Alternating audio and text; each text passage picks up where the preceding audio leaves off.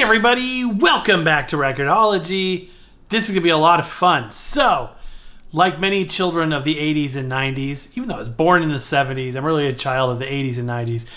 I love retro gaming. I have incredible nostalgia, positive, warm, fuzzy feelings and memories playing games with friends and family.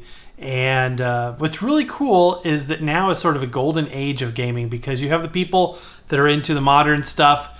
I'm not really a part of that. Then you've got the people that are a part of like gaming on your phone, apps and things. I used to do that. Not really anymore. I don't think I have. Maybe one or two things. Very rarely do I play a game on my phone. Mostly I do editing and email.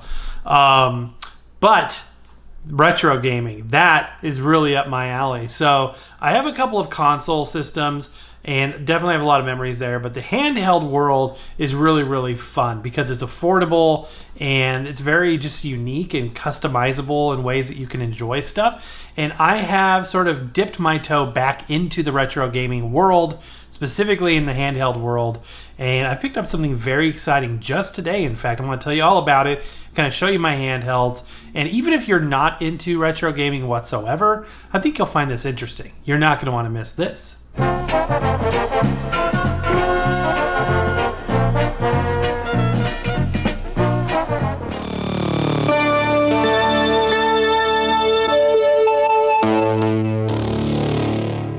I have incredibly fond memories, like I said, of playing games with friends growing up. Great memories with my dad, my brother, my best friend at the time. And so there's a nostalgic aspect as well as a convenience aspect. I don't have the desire to sit in front of a computer or a TV, especially not a computer, because I work in front of a computer all day. I don't want to sit in front of a computer or a TV and, long play a game. I want to take something to go or have something I can sit on the couch with, lay in bed with, something I can, take with me if I'm going somewhere, something portable. And I have a short attention span too, so I like arcade style gaming. So these really work good. Now this is a pretty massive collection. Did not set out to, create this, sort of, stockpile of handhelds, which probably is, dwarfed by a lot of people who are really into this. But for me, I've got some very key things here I just want to share with you. I've talked about this stuff a little bit before. I know this is a subset of the overall audience, but I think many of us can relate to how cool these are. I want to show you a few things in here, some customs, some 3D printed stuff. I think you'll enjoy it. It all sort of started again for me with this guy right here. I got this for Christmas a few years ago. She picked this up for me and I was just so blown away by the quality of it. This is made by a company called My Arcade and it's heavy duty. It's powered by, I think, 4 AAAs, 2 on each side there. And it's got a headphone jack. And you can power it off of USB. You can't recharge it. Volume knob, power switch. And they're themed off of different intellectual properties. This is a Pac-Man one. There's also a baseball one, a Mrs. Pac-Man one, a Galaga one. And what's neat is you get not just one game, but you get like 4 games or 3 games. So this one has Pac-Man, Pac-Mania, and Pac-Panic. So it's kind of cool. And like I said, the build quality is outstanding. Good, crystal buttons, as they call it, clear plastic. The membranes are solid. It's got a good feel. This company makes a number of units, including systems that play multiple games. Not a huge amount of games in any one of the handhelds, but, enough to, keep you busy. So if you're a Pac-Man fan, as am I, then, this is super fun stuff and super nostalgic. So just going to show you a little bit of this. And I love this. And it got me thinking, wouldn't it be fun if I could find another system? And what would that system be? So I'm going to sort of take you through this chronologically. And anyway, you get the idea of how that works. This is a cool device. It's like $25. You can get them at Walmart. They're available probably everywhere now. And but it got me thinking about retro gaming and how much I really enjoy the idea of this. So I moved on to the next unit, and that was this thing, and it's called a SUP. And what does that mean, and what is this thing? The reason why it says SUP, it's not really a brand name or anything, but there was this weird era where having the word Supreme on anything was cool. So this was a way to say Supreme without fully saying it. It was a brand. It was like a luxury brand, and Anyway, that's some of these were sold with that. It's still sold today. It comes in primary colors: red, blue, green, yellow. And this was like $8 new. I bought this online. I forget where. $8 new. It's not as big as a real Game Boy, which we're going to look at those in a minute. But it's still cool. And you may be saying, well, where do you put the games in? Well, they're built in. This actually has built-in games. And it's powered off of like a Nokia cell phone battery. So it's rechargeable.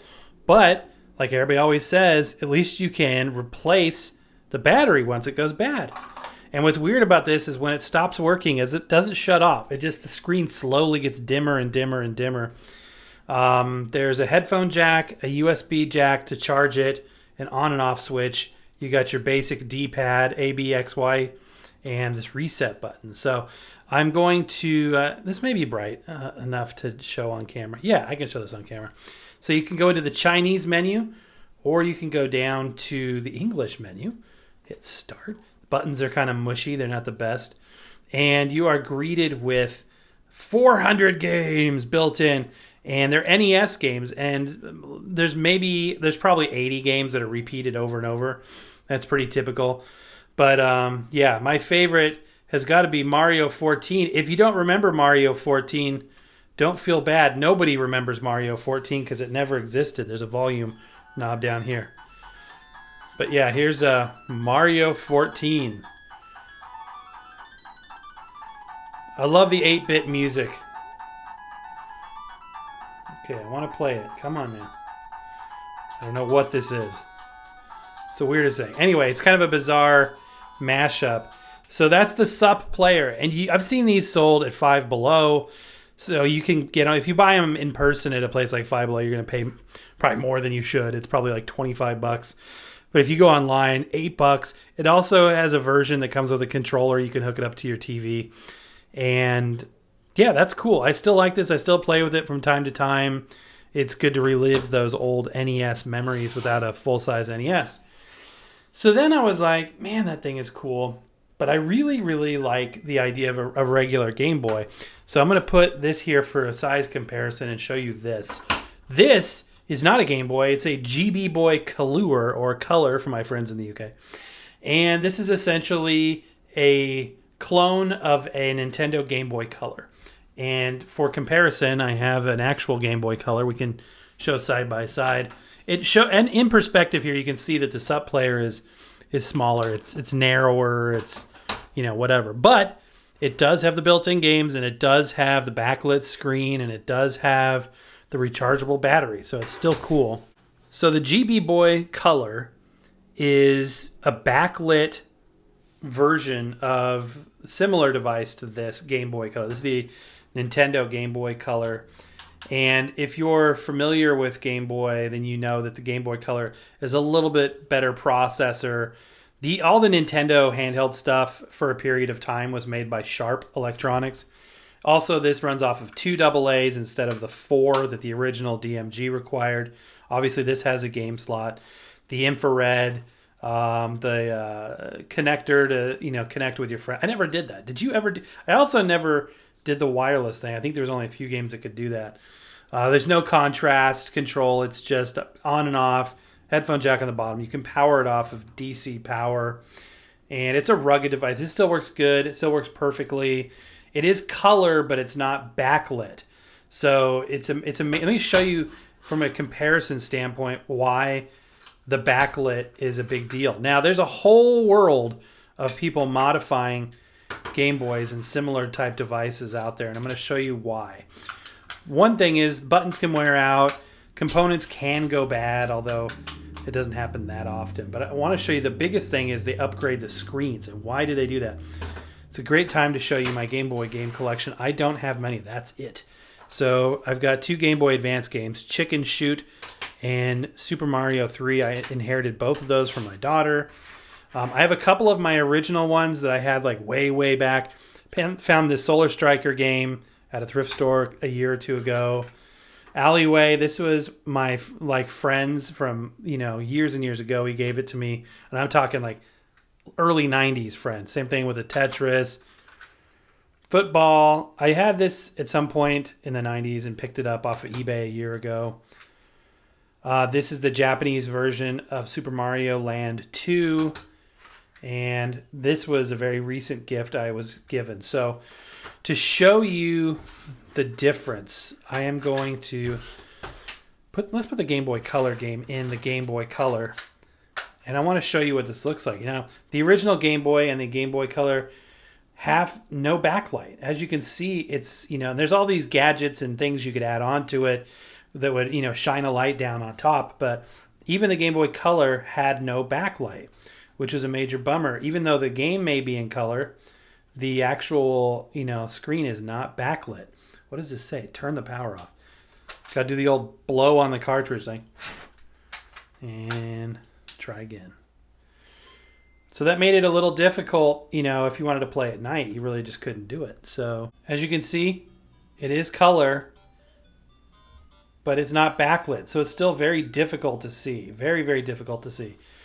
That's one of the reasons why this device exists. So I'm going to switch the batteries over to the GB Boy Color, and we'll take a look there. Something else I never realized as a kid, that a lot of games, Game Boy games and other system games, actually have a battery in the cartridge to save. It's a battery save feature. Okay, so let's power this up, and oh, look at that backlight. All of a sudden we get not only the color, but we get the backlight. And obviously this is a game changer because you can now play your games at night, do whatever you want, take it anywhere you want. Doesn't matter what the lighting conditions are like. Back in the day, when it went dark out, your Game Boy gaming time was over with, unless you got a lamp positioned in a certain spot, or you were a rich kid who had some of the accessories, which I was not. Now, that's a very cool thing, absolutely, to have some new hardware that can play your old Game Boy games. But this takes it a step further, because if I take the cartridge out and turn it on, oh, what do we see here? That screen is not scrolling like that, by the way. You see a list because this has 188 games built in. Some of these games, I think, probably never appeared on Game Boy before. And there are some titles you will recognize, and there are many repeated titles. But it's a cool thing to have, for sure, absolutely. So these are neat.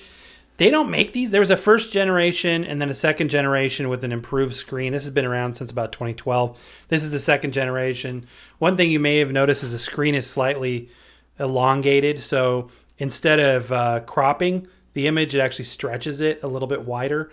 It's a minimal thing. It doesn't really bother me. Also, the infrared sensor isn't really there. However, this is an active port if you want that ability. Headphone jack, everything else works fine. It's a pretty cool device. Because they stopped making these, they were going for used. I think I picked this up used for like $25. Nowadays, the used ones are going for ridiculous prices.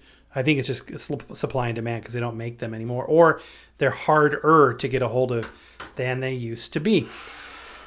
At some point, I also picked up this, and I picked this up in my own house. It was in a box, and the reason why it was in a box in my own house is it was my daughter's. That's, if you remember, I was talking about these games here, and we had picked this up for her at a garage sale. You can see the screen scratched. Those screens are a little bit scratched up too. For like $5. It's missing the battery cover, so I've attempted to 3D print one. Limited success. I mean, it physically works. It's just not the prettiest thing ever. But this is this era of Game Boys I never really experienced firsthand, because this is like, late 90s, early 2000s. There was also a Game Boy Advance SP. There was a Game Boy Micro, a Game Boy Pocket. I definitely don't have them all. But this allowed you to use these new super duper fancy games, and it was backwards compatible as well. So you could put the old games in there. Brilliant the way they did that, because you'd be like, oh, that means you can use these in the Game Boy. Well, the slot is too deep for these to fit down in there. So that was a pretty smart way of controlling that. Every once in a while, I'll get this out. It is color. It is not backlit. There are mod kits you can get for these. So for like $20, you could put a new shell, a new screen on. And for about $50, you could do all that plus a new backlit screen. So potentially a project for down the road. My family, seeing that I was getting interested in this again, very graciously gave me a couple of really cool gifts over the last year and a half. One of them is this very neat Legend of Zelda Game & Watch. Now, the Game & Watch was the very first portable console system that Nintendo made back in the 80s. And back then they were just LCD screens. No backlight, no color, anything like that. And over the last couple of years, they've released these. There's two of them. There's a Zelda one, and then there's a Mario one. And they're super, super cool because they come with, this has 4 games built in. The NES Zelda, it's got, I think, 2 NES Zelda games. It's got the Game Boy Zelda, and then the old Game & Watch, as well as an interactive timer. And this is just super neat. That's what the original game would have looked like. It's kind of a whack-a-mole type of deal. Just whack the mole as it comes back, and then you can switch over and play one of the fancier games like that. And this is super neat. It's got sound, obviously. It's got color. This is a metal plate. It's rechargeable with a USB-C. It feels heavy. It feels high quality. And the timer, even like I said, is interactive. So you can use this as a clock, and then you can actually start controlling Link there and play it as a game. So this is a huge, cool thing to have. I'm very grateful to have this, and I definitely enjoy it from time to time. It's a fun little system. There's the speaker. And I forget how much these are. I think they're about $40. And yeah, it comes with a little cardboard stand. The Mario one came out first, and people said, well, if it's a clock, how are you going to set it up? It doesn't really set up right. So the original had a little wire kickstand on the back. The new ones don't. So they started making them with these little cardboard stands, which works really well. Now, I said earlier that I don't really play modern games that much. That's with a caveat. I did get this as a gift as well. This is a Nintendo Switch Lite. This is the current version of the Game Boy, I guess it is, what you would consider USB-C charging, speakers down here. It's got an SD card slot somewhere along here. Oh yeah, micro SD card slot down there. It's got multiple controls. I'm not going to go into a full review on it. It uses these modified SD cards as game cartridges now, which are amazing. If it looks just like a chunky SD card, essentially it is. The technology is not far off, but it's definitely not compatible with SD cards. This is now an online device, so in addition to playing physical cartridges, it can connect to the online stores, and there's not much you can buy in the online stores. However, what you can do is you can subscribe to like $3.99 a month service where you can access retro games. So I could go in and play like some of the physical cartridges I have, and then it's got a Super Nintendo, a Nintendo, and a Game Boy library of online games. If I go into the NES game menu, you can see that there's any number of NES titles that can be played. And the same thing for the Super Nintendo and the Game Boy titles as well. So if I want to play one of my all-time favorites, Mario 3, and there's save capability, all that good stuff, and you could just play those retro titles that you remember. If I can remember which button it actually takes. I'm not good at gaming, by the way. Absolutely terrible. I'm definitely not good at it, but I enjoy it. I definitely enjoy it. As far as what titles I have for the Switch, I have the Star Wars Lego, the Skywalker Saga. It's basically all 9 movies in Lego form. It's an absolute blast. It's a massive game. I've got a used copy of RBI 20 Baseball, and I paid like $9 at GameStop for that. This was like $15 at GameStop. It's a Star Wars pinball game. I've got Ice Age. I've got Super Mario Maker. Again, child of the 80s and 90s. This is the dream. Make your own Mario levels. I've got the Zelda Breath of the Wild. It's a popular game right now. And Ghostbusters, the video game, and it's an absolute blast. Again, not a massive collection. I'm definitely not a gamer, but it's fun. Now, so I have multiple systems. Thankfully, I'm very blessed to have them. I got to thinking, wouldn't it be cool to like 3D print some like storage holders and things? So I did just that, starting with the cartridges themselves. Okay, one of the first things I tried printing was this. It's just a game holder for the Switch, and it was a 2-part print. So the first base unit I did in like a white PLA, and then these inset pieces I did in purple, and I just kind of snapped in there. And it literally just, you put your games in there, and it's such a simple thing. It was a free file on thingiverse.com. I never anticipate having more than, the amount of games that would fit in here. Probably not even any more than I have now, but it's definitely a cool way to keep track of your games. I would definitely lose them otherwise. So it's fun and kind of a unique way to display it. Also, I enjoy 3D printing this stuff and sending it to friends. As you know, we're primarily printing 45 adapters.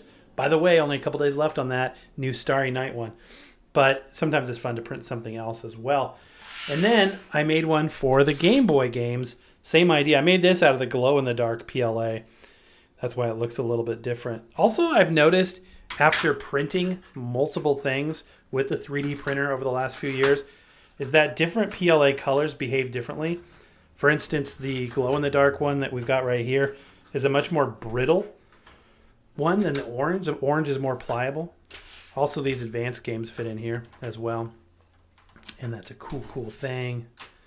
Like that. Also have this cartridge, which is neat. I'll show that in a minute. This is a game color cartridge with an SD card slot. It fits in there as well.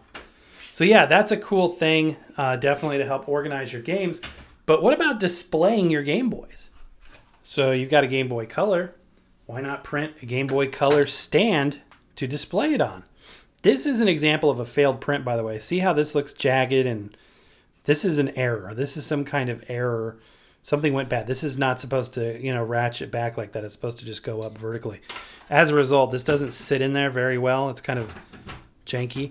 But if you get it in there right, it looks pretty cool. It's got the branding down there. And again, these are all free files I found on Thingiverse. And I made 2 color ones because I put the SUP player in here. Here's what it's supposed to look like. See how the corner or the back posts are just go straight up? You print the file twice. One time you get this, one time you get that. And which is a bummer because this is a long print. This is like, okay, maybe this isn't the one I put on here. Maybe I bet I put this on here. Yeah, that makes more sense. And that it's designed to hold that. So that fits better. Yeah, something this big is probably a 9 or 10 hour print. So, you screw that up and you're like, dang it.